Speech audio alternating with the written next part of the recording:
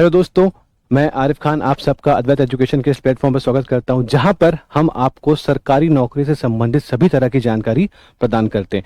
और उसी जानकारी प्रदान करने की दिशा में आज हम आपके सामने लेकर आए हैं एक बहुत ही महत्वपूर्ण जानकारी, जो है आपके एग्जाम से संबंधित। एग्जाम का नाम क्या है? छत्तीसगढ़ परिवहन अधिकारी के लिए एक बम्पर भर्ती निकली है, कुल 850 पदों की, जिसको कंडक्ट करवाया जा रहा है छत्तीसगढ़ पीएससी के द्वारा। ठीक है, तो जितने भी साथी छत्तीसगढ़ से बिलोंग करते हैं या बाहर से बिलोंग करते हैं, आप सबके लिए एक बहुत ही उम्दा अपॉर्चुनिटी, एक बहुत ही बढ़िया मौका, बढ़िया अपॉर्चुनिटी आई है। कुल 850 पदों की भर्ती हो रही है छत्तीसगढ़ परिवहन अधिकारी के साथ साथ और भी बहुत सारे एग्जाम्स की। तो हम बात करेंगे आज अभी इस एग्जाम के बारे में, जिसका नाम क्या है? छत्तीसगढ़ परिवहन अधिकारी एग्जाम कंडक्ट करवाया जा रहा है छत्तीसगढ़ पीएससी के द्वारा। ठीक है, तो इस भर्ती के संबंधित जो भी जानकारी होगी, चाहे सिलेक्शन कैसा होना है, फॉर्म की डेट कब आएगी, किस तरीके से फॉर्म को फिल करना है, शुल्क कितना लगने वाला है, रिलैक्सेशन कितना है, सिलेबस में क्या आएगा, कितने मार्क्स लेकर आओगे तो आपका सिलेक्शन हो जाएगा, इन सभी जानकारियों के लिए बने रहिएगा इस वीडियो में आखिर तक। और अगर इस वीडियो पे नए हैं, पहली बार इस प्लेटफॉर्म पर अगर आ रहे हैं, तो अगर ये वीडियो अच्छा लगे तो हमें इस चैनल को सब्सक्राइब करिएगा, लाइक करिएगा, दोस्तों तक शेयर करिएगा, बिकॉज शेयरिंग इज केयरिंग। ठीक है दोस्तों, तो बिना समय गवाए हम चलते हैं आगे और जानते हैं इसके सिलेबस के बारे पे, इसकी सभी डिटेल जो हम और आपको जरूरी है इस एग्जाम पे अपीयर होने के पहले। क्योंकि सिर्फ एग्जाम देना या तैयारी करना ही काफी नहीं होता, कि ये जरूरी है चेक करना कि क्या इस एग्जाम के लिए आप एलिजिबल हैं या नहीं। अगर एलिजिबल हैं तो आप किस तरह से इस एग्जाम के फॉर्म को फिल करेंगे, कब कब फिल करेंगे, कितना पैसा पे करेंगे, ये सब जानकारी जानना आपके लिए बहुत आवश्यक है। तो इस की जो प्रकाशन की जो तिथि होने वाली है वो है दोस्तों 13 अप्रैल 2022। ठीक है, 13 अप्रैल 2022। तो बेसिकली ये जो जॉब है, ये जो पोस्ट है, ये जो पद है, ये एक तकनीकी पद है। ठीक है, यहां पे लिखा हुआ है सहायक क्षेत्रीय परिवहन अधिकारी एवं परिवहन उप निरीक्षक तकनीकी परिवहन विभाग के द्वारा इसकी सीधी भर्ती की जाएगी। ठीक है, इसकी सीधी भर्ती की जाएगी।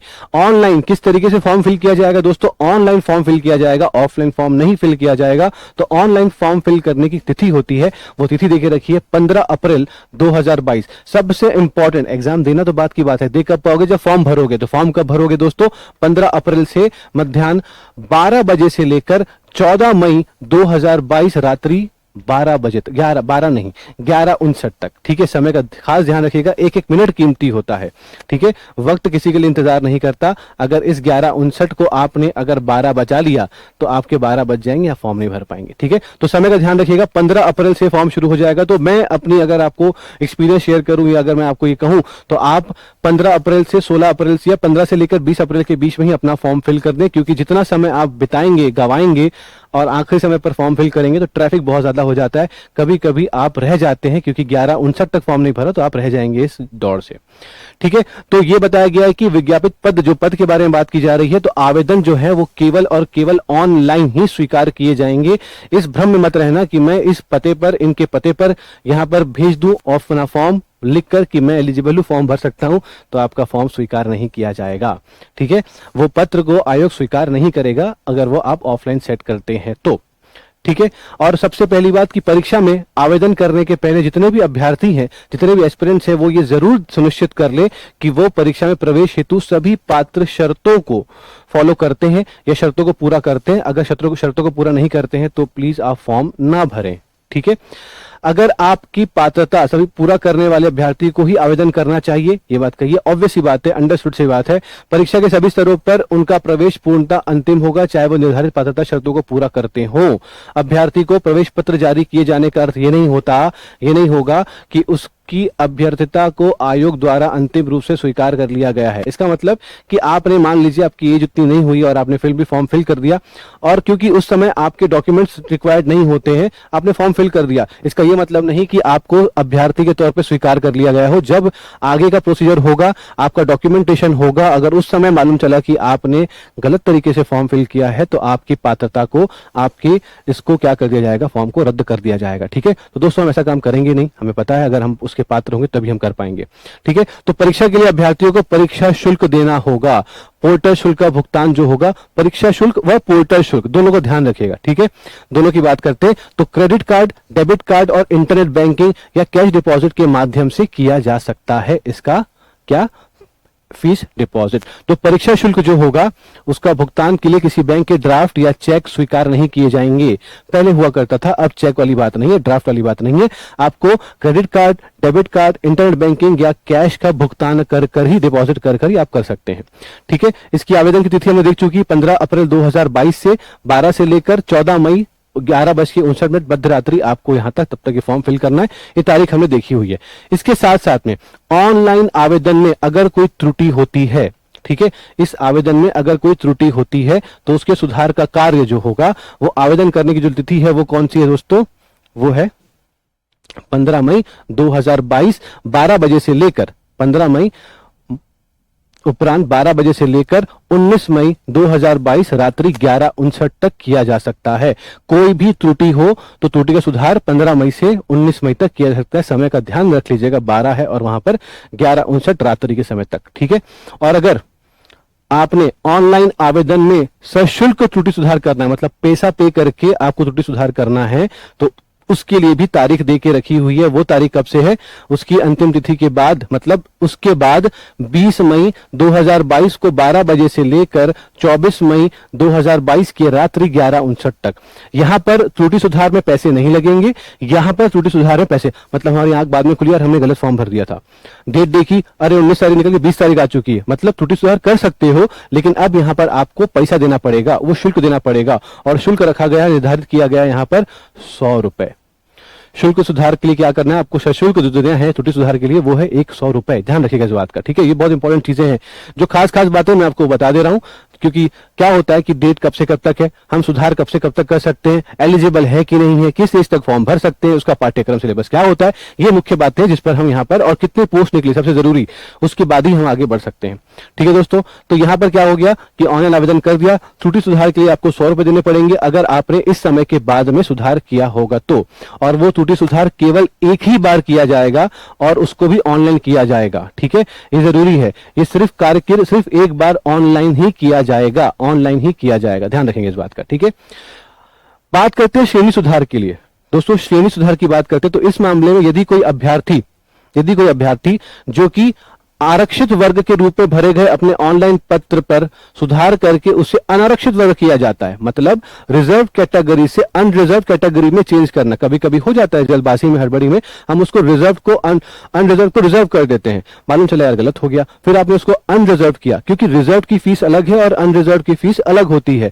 तो जो गैप होगा फीस का, मान लेते हैं 100 रुपए थी अनरिजर्व की फीस और 400 रुपए है रिजर्व की फीस, अनारक्षित की 100 रुपए, आरक्षित की 100 रुपए थी, अनारक्षित की 400 रुपए थी। आप है अनारक्षित, आप है अनरिजर्व, आपने धोखे से लिख दिया आरक्षित, रिजर्व, आपने 100 रुपए दिया, लेकिन त्रुटि सुधार किया तो आपको अब आरक्षित से अनारक्षित पे जाना है, रिजर्व से अनरिजर्व पे जाना है, 100 से 400 पे जाना है, मतलब जो बैलेंस है, जो गैप है बीच का 300 रुपए, वो पेमेंट भी देनी पड़ेगी, प्लस क्योंकि गलती है, गलती को सुधार करने के लिए आपको 100 रुपए भी देने पड़ेंगे। ठीक है दोस्तों, बात मेरी समझ में आ चुकी है। तो वो जो गैप वाली फीस होती है आपको पे करना पड़ेगा। तो ये सब गलती करने से बेहतर है कि जब हम पहली बार जब फॉर्म भरते हैं तो उसमें गलतियां करने के चांसेस कम होने चाहिए। ठीक है, बहुत ध्यान से, सुकून से, इत्मीनान से फॉर्म भरिएगा, क्योंकि फॉर्म भरने के पहले आपसे 10 बार पूछा जाता है कि क्या हम आपके फॉर्म को सबमिट कर दें, क्या ये फाइनल सबमिशन है। तो आपको एक बार जरूर उस पर एक नजर मार लेनी चाहिए कि आपने जो फॉर्म फिल किया वो सही है या गलत है। मेरी बात समझ में आ चुकी होगी। अब देखते हैं सबसे महत्वपूर्ण चीज कि भाई पदों की संख्या कितनी है और पैसा कितना मिलेगा। तो जब हम देखेंगे पदों की संख्या तो सहायक क्षेत्रीय परिवहन अधिकारी की बात करते हैं दोस्तों, तो अनारक्षित के लिए है कुल यहां पर 1 पद, अनुसूचित जाति के लिए है यहां पर 1 भी नहीं, अनुसूचित जनजाति के लिए दोस्तों यहां पर 1 पद, और अन्य पिछड़ा वर्ग के लिए है यहां पर 1 भी पद नहीं है। ठीक है, तो यहां पर गए तो यहां पर देखा ये महिलाओं के लिए है। ठीक है, ये रिक्त वर्ग जो संख्या है ये कुल रिक्त संख्या है, और कुल रिक्तियों के वर्ग संख्या में से महिलाओं के लिए जो आरक्षित पद होता है यहां पर 1 भी नहीं है। और कुल कितने पद यहां पर नजर आ रहे हैं आपको, तो बोलोगे सर 2 ही पद नजर आ रहे हैं। वेतन कितना हो जाएगा, 38,100 से लेकर 1,20,400 की रेंज वाला पद है ये। दूसरा पोस्ट निकला हुआ है वो परिवहन उप निरीक्षक तकनीकी, परिवहन उप निरीक्षक तकनीकी। अनारक्षित में कितने, अनरिजर्व में कितने, 6। अनुसूचित जाति मतलब शेड्यूल्ड कास्ट में कितने हैं दोस्तों, तो बोलोगे 2 है। यहां पर कितने हैं ट्राइब्स में, बोलोगे 5 है। अन्य पिछड़ा में कितने हैं, 2 है। महिलाओं के लिए अनारक्षित में 1 है। अनुसूचित जनजाति के लिए महिलाओं के लिए 1 है। तो कुल ऐसा करके आपको 15 पद दिख रहे हैं। इनका वेतन जो है वो 28,700 रुपए से लेकर 91,300 की रेंज पर होगा। तो ऐसा अगर हम देखेंगे, और बैकलॉग के कुल 3 पद है जो कि अनुसूचित जनजाति पर है, तो कुल योग पद कितने आ रहे हैं, तो 20 पद आ रहे हैं खासतौर से इसके लिए, किसके लिए, परिवहन अधिकारी के लिए। ठीक है, परिवहन अधिकारी के लिए। अब कुछ महत्वपूर्ण बातें जो आपको शायद जाननी होगी, या आप उसको जानते भी होंगे, उसको हम रीड कर लेते हैं। जो रिक्वायर्ड होगा, जो जरूरी होगा, उसी के बाद बात कर लेते हैं। तो दोस्तों यहां पर क्या नजर आ रहा है, एक सवाल बहुत इंपॉर्टेंट होता है आपके लिए। ठीक है, यह बोला जाता है कि ऑनलाइन आवेदन करने के पूर्व, ऑनलाइन आवेदन करने के पूर्व जो अभ्यर्थी है वो नियमों का अवलोकन कर स्वयं सुनिश्चित कर ले कि उन्हें परीक्षा में सम्मिलित होने की पात्रता है अथवा नहीं। यदि कोई अभ्यर्थी परीक्षा में किसी भी चरण में, किसी भी फेज में आप हो, परीक्षा फल घोषित होने के बाद भी इनएलिजिबल पाया जा सकता है। तुम पास हो गए, तुमने मान लो टॉप भी कर लिया, लेकिन तुम उसके लिए एलिजिबल नहीं थे और मालूम चला तो तुम्हें बोला भैया गेट आउट। ठीक है, तुम्हारे साथ कोई भी लिबर्टी नहीं शो करी जाएगी। ठीक है, तो आप ऐसे करके जो भी होगा, एलिजिबल होगा तो ही काम करेगा, तो ही ज्वाइन करिएगा, तो ही आगे फॉर्म भरिएगा। अब देख लेते हैं भाई इसका जो पद का विवरण क्या है, वेतन कितना है, शैक्षणिक अर्हताएं क्या होती है, एजुकेशनल क्वालिफिकेशन कितनी होती है, आपकी सैलरी कितनी होगी, देखते हैं। तो सेवा कैसी है, वो अराजपत्रित है, तृतीय श्रेणी में है। वेतन कितना मिलेगा, 38,100 से लेकर 1,20,400 की रेंज पर आपका ये पैसा मिलेगा। अनिवार्य अर्हताएं क्या होगी कि दोस्तों किसी भी मान्यता प्राप्त विश्वविद्यालय से, क्योंकि टेक्निकल पोस्ट की बात हो रही है, तो कोई भी मान्यता प्राप्त विश्वविद्यालय से ऑटोमोबाइल इंजीनियरिंग या मैकेनिकल इंजीनियरिंग में स्नातक, ऑटोमोबाइल या फिर मैकेनिकल इंजीनियरिंग में आपको क्या होना होगा, स्नातक होना पड़ेगा। शारीरिक अर्हता है क्या, यहां पर आपको जो होगा निशक्तता से मुक्त होना पड़ेगा। You should be physically fit and fine. ठीक है, ऊंचाई देके रखी हुई भैया 165 मीटर, ये आप नाप सकते हैं, इससे कम नहीं होनी चाहिए। अगर अनुसूचित जनजाति है तो आपकी ऊंचाई जो है वो 158 सेंटीमीटर से कम नहीं होनी चाहिए। 165 और 158, 165 और 150 ध्यान रखेंगे। सीने का माप की बात की जा रही है तो देखो ये है 81.5 सेंटीमीटर बिना फुलाए। जब फुला लोगे तो 86.5, मतलब 56 इंच से ज्यादा रहना है दोस्तों, 81.5। ठीक है, और यहां पर अगर बात करें आंखों की तो 6/9 या दूसरी आंख में 6/12 से कम नहीं होनी चाहिए। आंखों की जो रोशनी होती है, जो तीक्ष्णता होती है, इसके बारे में बात की जा रही है। अब बात करते हैं दूसरा कि परिवहन उप निरीक्षक की बात करते हैं, तकनीकी मतलब टेक्निकल की बात कर लेते हैं। तो इसकी जो पोस्ट है वो पेमेंट कितनी रहेगी, 28,100 से लेकर 91,300 की रेंज पे रहेगी। और इसकी अनिवार्य अर्हताएं क्या हो जाएगी, जो जरूरी चीजें हैं क्या होगी कि किसी भी मान्यता प्राप्त विश्वविद्यालय से स्नातक मतलब सिर्फ आपको क्या करना, ग्रेजुएशन, तथा किसी मान्यता प्राप्त विश्वविद्यालय से या संस्था से ऑटोमोबाइल इंजीनियरिंग या मैकेनिकल इंजीनियरिंग में डिप्लोमा किया होना जरूरी है। यहां पर इंजीनियरिंग करने की, यहां पर स्नातक की बात हो रही है, यहां पर डिप्लोमा की बात हो रही है। तो ध्यान रखिएगा क्या क्या चीजें। यहां भी देके रखा हुआ है कि भाई तुम्हारी हाइट कितनी होनी चाहिए, 165, और महिलाओं के लिए कितनी दे रखी हुई है, 152 देके रखी होगी। और साथ साथ में यहां चलेंगे तो आंखों की दृष्टि के बारे में लिखा हुआ है, ये सब चीजें लिखा हुआ है। ठीक है, और यहां पर आपको क्या किया गया, जो परीक्षा अवधि मतलब जो चयनित अभ्यर्थी होंगे दोस्तों, ठीक है, जो परिविधा है, परिवीक्षा है, चयनित अभ्यर्थी जो होंगे उसकी नियुक्ति जो होगी वो 3 वर्ष की परिवीक्षा पर की जाएगी। मतलब प्रथम वर्ष में उसे पद के वेतनमान का न्यूनतम 70% प्राप्त होगा, दूसरे वर्ष में उसे 80% प्राप्त हो जाएगा उसके वेतनमान का, और तीसरे साल में उसे न्यूनतम 90% प्राप्त होगा। ठीक है, आई बात समझ में। स्टाइपेंड के साथ अन्य भत्ते भी जो रहेंगे वो भी आपको प्राप्त होते रहेंगे। तो निश्चित रहिएगा इस चीज के लिए। 3 साल का परिवीक्षा यहाँ पर रहेगा, अलग अलग साल में अलग अलग तरीके से आपकी पेमेंट दी जाएगी। अब बात करते हैं भाई यहाँ पर शैक्षणिक अर्हता तो हमने देख लिया, साथ साथ में उम्र की बात कर लेते हैं, आयु की बात करते हैं। तो अभ्यर्थी जो है उसकी आयु, तारीख याद रखिएगा क्योंकि ऑलरेडी उन्होंने स्टार लगा के रखा है, हम एक और स्टार मार देते हैं कि 1 जनवरी 2022 को 24 वर्ष से कम तथा 30 वर्ष से अधिक ना हो। 24 वर्ष से कम और 30 वर्ष से अधिक नहीं होना चाहिए। आप अपने हिसाब से, अपनी डेट ऑफ बर्थ के हिसाब से यहां तक एज कैलकुलेट कर सकते हैं। तो आप जाकर गूगल का इस्तेमाल करके भी अपना एज कैलकुलेट कर सकते हैं कि आज 1 जनवरी 2022 तक मेरी एज क्या हो सकती है। तो डेट ऑफ बर्थ डालिएगा, किस तारीख तक बात पूछी जा रही है, यहां डेट डाल दीजिएगा और कैलकुलेट कर लीजिएगा, आपको मालूम चल जाएगा कि आप उसके लिए एलिजिबल हैं या नहीं है। ध्यान रखेंगे, ठीक है। और छत्तीसगढ़ के अगर आप हो, ठीक है। छत्तीसगढ़ राज्य के शिक्षित बेरोजगारों के हित को दृष्टिगत रखते हुए राज्य शासन द्वारा छत्तीसगढ़ राज्य के स्थानीय निवासियों को अधिकतम आयु सीमा में 35 वर्ष की छूट दी गई है, प्लस 5 वर्ष की छूट होगी, अर्थात 40 वर्ष की आयु की सीमा की छूट होगी। 40 वर्ष की उम्र है ना आपकी, आप दे सकते हो। ठीक है, आप दे सकते हो। ये किसके लिए था? ये सहायक क्षेत्रीय परिवहन अधिकारी के लिए था। सहायक क्षेत्रीय परिवहन अधिकारी के लिए बात करते हैं, परिवहन उप निरीक्षक के लिए, तकनीकी के लिए, तो वहां पर अभ्यर्थी की जो उम्र है वो इसी तारीख पर 1 जनवरी 2022 तक 21 वर्ष से कम ना हो तथा 30 वर्ष से अधिक नहीं होना चाहिए। लेकिन फिर भी छत्तीसगढ़ बेरोजगारी के हिसाब से यहाँ पर हित के लिए बात की गई, तो वहां पर छत्तीसगढ़ में 40 वर्ष तक की आयु की छूट देके रखी गई है आप सभी छात्रों को। ठीक है, तो ये आप, मेरे को लगता है कि आपको ये सब बात समझ में आ चुकी होगी। तो यहाँ पे अलग अलग बात देके रखी है। यदि अभ्यर्थी, क्योंकि आप कभी कभी पोस्ट में जॉब में रहते हुए भी एग्जाम देते हो, छत्तीसगढ़ शासन द्वारा अधिसूचित अनुसूचित जाति या जनजाति या अन्य पिछड़ा वर्ग गैर क्रीमी लेयर का होकर राज्य की मूल निवासी है तो उसे उच्चतर आयु सीमा में 5 वर्ष की अतिरिक्त छूट दी जाएगी। 40 सबके लिए है जो छत्तीसगढ़ के हैं, प्लस 5 किसके लिए? अनुसूचित जाति, अनुसूचित जनजाति और अन्य पिछड़ा वर्ग जो कि गैर क्रीमी लेयर में होंगे, उनके लिए भी ऐसा होगा। ठीक है, और छत्तीसगढ़ शासन के स्थायी, अस्थायी, ठीक है, या वर्ग चार्ज या कंटिजेंसी कर्मचारियों के संबंध में उच्चतम आयु सीमा जो रहेगी वो 38 वर्ष रहेगी। ठीक है, 38 वर्ष रहेगी। तो आई थिंक आपको ये बात समझ में आ चुकी होगी। उम्र के बारे में क्या देखा? 40 वर्ष तक है, लेकिन अगर आप अनुसूचित जाति, जनजाति, अन्य पिछड़ा वर्ग में है तो आप 45 वर्ष तक इस एग्जाम को दे सकते हैं। ठीक है, इस एग्जाम को दे सकते हैं। अब आगे की बात करें तो इसमें कुछ खास यहां पर तो नहीं है।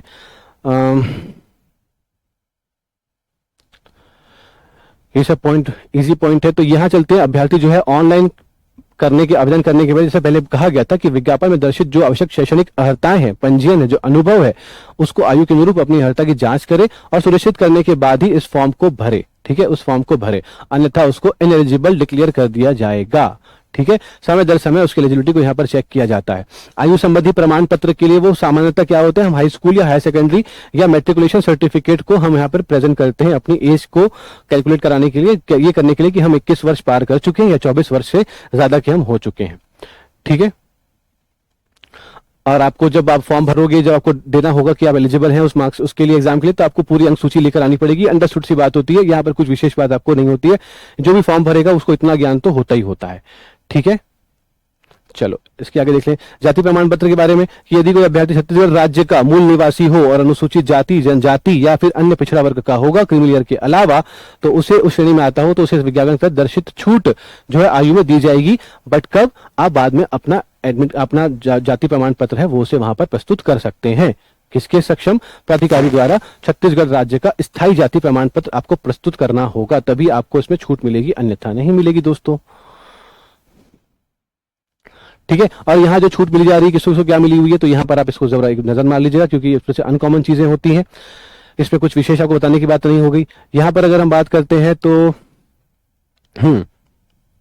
जो हमने शुरू में डिस्कस किया था ऊपर में, वही वाला पार्ट है कि अगर सशुल्क त्रुटि आपको सुधार करनी तो 100 रुपए आपको देना पड़ेगा। अगर वही आप आरक्षित को अनारक्षित कर दिए होगे, आरक्षित को समझना इस बात को, अगर आपने अनारक्षित को आरक्षित कर दिया तो आपको अगर वापस आरक्षित में जाना है अनरिजर्व में, मतलब आपने अपने आप को रिजर्व, अनरिजर्व में आप हैं, आपने अपने आप को रिजर्व कैटेगरी में डाल दिया, पैसे कम पे करोगे, गलती हो गई तो गलती सुधारने आओगे तो अपने आप को आरक्षित से कहां लेकर आना है? अनारक्षित लेकर आना है, रिजर्व से अनरिजर्व लेकर आना है। तो एक्स्ट्रा पेमेंट जो छोड़ दिए थे वो आपको देना पड़ेगा, प्लस त्रुटि का जो शुल्क होगा 100 रुपए वो भी देना पड़ेगा।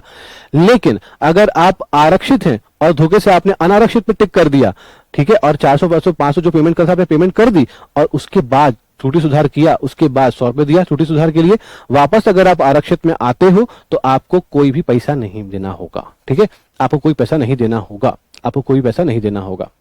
ठीक, चलो यहां की बात करते हैं तो साक्षात्कार के लिए, ठीक है, साक्षात्कार हेतु उपस्थित होने वाले सभी श्रेणियों के अभ्यर्थियों को साधारण दर्जे का वास्तविक टिकट किराया राशि का भुगतान निम्नानुसार 41 में उल्लिखित प्रमाण पत्र प्रस्तुत करने पर आयोग कार्यालय द्वारा किया जाएगा। जब एग्जाम देने जाओगे तो वापस जाने के पहले जितने भी रिजर्व कैटेगरी में आ रहे हैं, आरक्षित वर्ग में आ रहे हैं, जो एलिजिबल है उस भत्ता लेने के लिए, ठीक है, टीएडी जो आपको लेना है, ट्रैवलिंग अलाउंस लेने के लिए होते हैं, तो आप एग्जाम देने के बाद अपना सर्टिफिकेट दिखाकर अपने उस ऑफिस से जहां भी आपका एग्जाम होने वाला है या इंटरव्यू होने वाला है, वहां से उसको आप ले सकते हैं। आपको आने जाने का टिकट दे दिया जाएगा, साधारण दर्जे का वास्तविक टिकट किराया राशि का भुगतान किया जाएगा। ठीक है, ठीक है सर। हाँ, अब आयोग के प्रक्रिया नियम 2014 ठीक है के अनुसार विज्ञापित पद हेतु प्राप्त आवेदनों की संख्या के आधार पर यदि आयोग द्वारा सीधे साक्षात्कार लिए जाते का निर्णय लिया जाता है तो साक्षात्कार कुल 100 अंकों का लिया जाएगा। मतलब अगर फॉर्म बहुत कम फिल किए गए हैं और कम लोगों ने फॉर्म फिल किया, होगा नहीं, कम लोगों ने फॉर्म फिल किया और तो ऐसा सोचा आयोग ने कि हम इसको सीधा इंटरव्यू कराकर ही सिलेक्शन कर लेते हैं, तो वहां पर जो इंटरव्यू होगा वो कितने अंक का होगा, वो 100 अंकों का होगा। और उस 100 अंकों में विद्यार्थियों को, जो अभ्यर्थी होंगे, जो आरक्षित होंगे, उन्हें 23% अंक प्राप्त करना होगा कम से कम, और जो अनारक्षित होंगे, अनरिजर्व्ड होंगे, उनको 33% मार्क्स जो होगा वो न्यूनतम अचीव करना होगा। ये यहां पे लिखा हुआ है। कम से कम 33% किसके लिए, अनारक्षित के लिए, और जो आरक्षित होगा, अनुसूचित जाति, अनुसूचित जनजाति, अन्य पिछड़ा वर्ग, ऐसे उम्मीदवारों को 23% अंक कम से कम प्राप्त करना होगा। ठीक है, तो मुझे लगता है कि आपको यहां तक की बातें समझ में आ चुकी होगी। अब सबसे इंपॉर्टेंट चीज ये होती है दोस्तों कि आप जब परीक्षा देने का, अगर आयोग ने बोला कि नहीं बहुत सारे फॉर्म आ चुके हैं, हम इंटरव्यू से नहीं कर पाएंगे, तो वो क्या करेगा, वो निर्णय लेगा परीक्षा लेने का। ठीक है, वो आपका एग्जाम लेगा और एग्जाम में जाएगा तो क्या होगा, परीक्षा के दौरान यदि किसी अभ्यर्थी को किसी प्रश्न या उत्तर विकल्प में किसी प्रकार की मुद्रण संबंधी त्रुटि या प्रश्न त्रुटिपूर्ण होने पर, उत्तर विकल्प त्रुटिपूर्ण होने से अन्य प्रकार की त्रुटि को शिकायत करना है, तो उसे आयोग द्वारा दिए गए निर्धारित समय अवधि के अंदर ही ऑनलाइन आपत्ति दर्ज करानी होगी।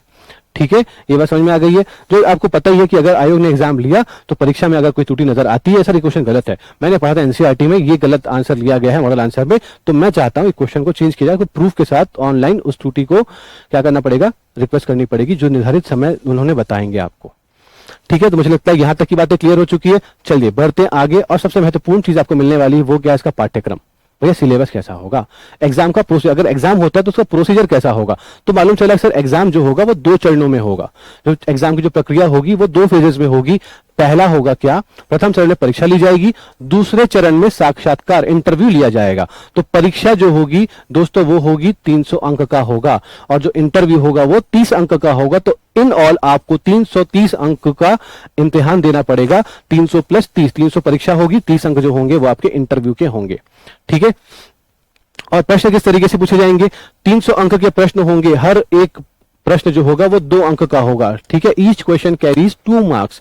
क्यों, क्योंकि आपके पास जो प्रश्नों की संख्या होगी वो 150 होगी, समय जो रहेगा वो 3 घंटे रहेगा, अंक जो रहेंगे वो 300 रहेंगे, और उस 150 अंकों में से, 150 प्रश्नों में से 50 प्रश्न जो होंगे वो छत्तीसगढ़ के सामान्य ज्ञान से होंगे। छत्तीसगढ़ के सामान्य ज्ञान से 50 प्रश्न पूछे जाएंगे, और जो टेक्निकल क्वेश्चन होगा मैकेनिकल और ऑटोमोबाइल इंजीनियरिंग से, उसमें से 100 प्रश्न पूछे जाएंगे। तो कुल 150 प्रश्नों का ये पेपर आपसे पूछा जाएगा, जिसमें 300 अंक आपको, 300 अंक में से आपको कुछ अंक हासिल जो आप हासिल कर पाए वो करेंगे, और 1/3 होगा नेगेटिव मार्क। एक सही सवाल करने के लिए आपको 2 अंक प्राप्त होंगे, गलत के लिए आपको 2/3 किया जाएगा। ठीक है, गलत का 2/3 मतलब अगर एक सही जवाब का, एक सही उत्तर का 1 अंक मिलता है तो नेगेटिव के लिए 1/3 काट लिया जाएगा। तो अगर सही के लिए 2 मिलेगा, अंक प्राप्त होंगे, तो आपको गलत के लिए 2/3 अंक काट लिए जाएंगे, माइनस कर दिए जाएंगे। मुझे लगता है कि ये वाली बात तो आपको समझ में आ चुकी होगी। वही सेम चीज को यहां भी रिपीट किया जा रहा है कि लिखित कौशल इसमें आरक्षित, मतलब जो लिखित परीक्षा होगी उसमें भी अनारक्षित वर्ग को 33% अंक लेकर आने हैं और आरक्षित वर्ग को 23% अंक लेकर आने हैं। और वही बात की जा रही है इंटरव्यू में भी कि इंटरव्यू जब होगा, अगर मान लो सिर्फ इंटरव्यू होता है, 100 अंक का इंटरव्यू होगा। ठीक है, अगर मान लो ये प्रोसेस नहीं होता, आयोग बोलेगा कि नहीं हमारे पास बहुत लोगों ने फॉर्म नहीं भरा तो हम इंटरव्यू लेंगे, तो दोस्तों वो 100 अंकों का होगा, उसमें से 23% अंक लाना होगा अनुसूचित जाति, जनजाति और पिछड़ा वर्ग को, और 33% अंक लाने होंगे किसको, अनारक्षित वर्ग को। ठीक है, अनरिजर्व कैटेगरी को। अब थोड़ा डिटेल में सिलेबस भी देख लेते हैं। बात करते हैं पहले हम पाठ्यक्रम के, जो 2 हिस्सों में बटा हुआ था। 150 अंक जो थे वो 50 और 100 अंक में। 50 अंक किसका था, जनरल अवेयरनेस का था, छत्तीसगढ़ का समान अध्ययन, और जो 100 नंबर थे वो किसके थे, वो मैकेनिकल और ऑटोमोबाइल इंजीनियरिंग के थे। तो छत्तीसगढ़ का सामान्य ज्ञान, छत्तीसगढ़ का इतिहास पढ़ोगे, स्वतंत्रता आंदोलन में छत्तीसगढ़ का क्या योगदान था, छत्तीसगढ़ का भूगोल पढ़ोगे, जल पढ़ोगे, खनिज पढ़ोगे, संसाधन पढ़ोगे, जलवायु पढ़ोगे, भौतिक मतलब ज्योग्राफी पढ़ोगे। यहाँ पर साहित्य, संगीत, नृत्य, कला और संस्कृति कल्चर पढ़ोगे, आर्ट एंड कल्चर पढ़ोगे, छत्तीसगढ़ की जनजातियां पढ़ोगे, बोली पढ़ोगे, तीज त्योहार पढ़ोगे, छत्तीसगढ़ की अर्थव्यवस्था कैसी है, वन और कृषि की व्यवस्था के सिस्टम कैसा है, छत्तीसगढ़ की प्रशासनिक ढांचा कैसा है, एडमिनिस्ट्रेटिव सिस्टम कैसा है, स्थानीय शासन कैसा है, लोकल गवर्नमेंट कैसी है, पंचायती राज क्या है वो पढ़ोगे। छत्तीसगढ़ में मानव संसाधन और ऊर्जा संसाधन, ठीक है, ह्यूमन रिसोर्स और एनर्जी रिसोर्सेज क्या है ये पढ़ोगे। छत्तीसगढ़ में दोस्तों शिक्षा, स्वास्थ्य और समसामयिकी घटनाएं, जितने भी कंटेम्प्रेरी इवेंट्स हैं और हेल्थ और शिक्षा से रिलेटेड जो इवेंट्स होते हैं वो पढ़ना है। तो ये रहा हिंदी में उसका पार्ट और ये रहा इंग्लिश में history of Chhattisgarh, geography of Chhattisgarh, literature, music, dance, art and culture of Chhattisgarh, tribal dialect, Teej and festival of Chhattisgarh. उसके अलावा administrative structure of Chhattisgarh, local government, Panchayati Raj, human resource, energy resource, health, education and contemporary event, मतलब current affair भी पढ़ना है, history भी पढ़ना है, geography भी पढ़ना है, पंचायती राज भी पढ़ना है, कल्चर भी पढ़ना है, आर्ट भी पढ़ना है और आपको फॉरेस्ट भी पढ़ना है, इकोनॉमी भी पढ़नी है। तो ये पूरी चीज आपको छत्तीसगढ़ में पढ़नी है और ये वाला हिस्सा दोस्तों आएगा 50 नंबर के लिए। ये वाले क्वेश्चन आएंगे टोटल आपके पास 100 के। ये पूरा टेक्निकल पार्ट है जहां पर मैकेनिकल और ऑटोमोबाइल इंजीनियरिंग से रिलेटेड आपसे क्वेश्चन पूछे जाएंगे। तो पार्ट 1 पार्ट 2 का क्वेश्चन मतलब फर्स्ट पार्ट जो है वो है थर्मोडायनामिक्स, दूसरा पार्ट क्या हीट ट्रांसफर, थर्ड पार्ट जो है एफएम फ्लूइड मैकेनिक्स है, ऑटोमोबाइल इंजीनियरिंग है, थ्योरी ऑफ मशीन है, स्ट्रेंथ ऑफ मटेरियल है, इंजीनियरिंग मटेरियल्स है, प्रोडक्शन इंजीनियरिंग है और उसके बाद आपके पास यहाँ पे इंडस्ट्रियल इंजीनियरिंग है और मेट्रोलॉजी एंड इंस्ट्रूमेंटेशन है। तो ये रहा आपका सिलेबस जो आपको पढ़ना है टेक्निकल और नॉन टेक्निकल पार्ट में। तो ये देखा आपने, ठीक है। इसके बाद लास्ट और सबसे आखिरी चीज जो शायद आप लोग करते हैं कि सर जब फोटो फिल करेंगे मतलब फॉर्म फिल करेंगे ना तो हमें फोटो कैसे डालनी पड़ेगी। तो ऑनलाइन आवेदन के लिए अपलोड किए जाने वाले जो अभ्यर्थी के जो फोटोग्राफ संबंधी निर्देश जो है वो यहाँ पर देखे रखे हुए वो होना चाहिए दोस्तों जेपीजी फाइल में होना चाहिए स्कैन करके और 100 KB कर लीजिएगा। उसके बाद ही आप उस फोटो को क्या करोगे अपलोड कर पाओगे, ठीक है, फोटो को अपलोड कर पाओगे। और उसी ऑनलाइन आवेदन के अंदर पे जो अभ्यर्थी है उसको अपना हस्ताक्षर भी लगाना पड़ेगा और उस हस्ताक्षर को पहले एक सफेद कागज में व्हाइट पेपर में ब्लैक पेन से साइन करके स्कैन करा के आपको 100 KB के अंदर में रख के उसे अपलोड करना होगा, तभी इसको अपलोड किया जाएगा। उसके बाद ये फॉर्म फिल कर लिया जाएगा। और सबसे मजे की बात यह है कि आपको किसी भी तरह की अगर आप छत्तीसगढ़ के निवासी हैं तो जैसा कि हमारे काका ने कहा था छत्तीसगढ़ के निवासी होंगे तो परीक्षा शुल्क नहीं देनी होगी। तो आपको यहाँ पर कोई भी परीक्षा शुल्क नहीं देनी है अगर आप छत्तीसगढ़ के मूल निवासी हैं। लेकिन जो पोर्टल फीस होती है, जो ऑनलाइन सिस्टम बना हुआ है, उस ऑनलाइन सिस्टम की जो फीस होती है 30 रुपए वो आपको पे करने पड़ेंगे, जैसा कि यहाँ पर लिखा हुआ है। ऑनलाइन आवेदन या त्रुटि सुधार के लिए पोर्टल शुल्क जो होता है वो 30 रुपए निर्धारित किया गया, प्लस जीएसटी भी है। तो 32 रुपए लिया तो बोलना 2 रुपए का को एक्स्ट्रा ले रहे हो तो बोलेगा वो जीएसटी लगा के आपसे ले रहा है। तो 30 रुपए पोर्टल फीस और उसके साथ में जीएसटी शामिल कर ही आपसे फीस ली जाएगी। लेकिन जो एग्जाम फीस होगी जो 400, 300, 100 रुपए होते हैं वो फीस आपसे नहीं ली जाएगी अगर आप छत्तीसगढ़ के निवासी हैं। तो मैं उम्मीद करता हूं कि इससे संबंधित जितनी भी जानकारी आपको चाहिए होगी वो जानकारी हम आपको प्रोवाइड कर पाए हैं। अच्छा लगा हो तो चैनल को जरूर सब्सक्राइब कर दीजिएगा, इस वीडियो को लाइक कर दीजिएगा और शेयर कर दीजिएगा और कमेंट करके बताइएगा कि आपको आगे किस टॉपिक पर वीडियो चाहिए, किस एग्जाम के बारे में जानकारी आप हासिल करना चाहते हैं। और साथ साथ में अगर आप किसी भी गवर्नमेंट एग्जाम की तैयारी कर रहे हैं, चाहे वो बैंक हो, एसएससी हो, रेलवे हो, छत्तीसगढ़ व्यापम के कोई भी एग्जाम हो, तो आप हमारे चैनल पर आकर हमारे चैनल का मजा उठा सकते हैं। हर चीज अगर आपको बता दूं कि आज इस वक्त जो तारीख है जब मुझे देख रहे होंगे इस समय से लेकर 10 दिन पहले से हमने एक सीरीज चालू करी हुई है पटवारी एग्जाम के लिए जो कि 24 अप्रैल को होने वाला है।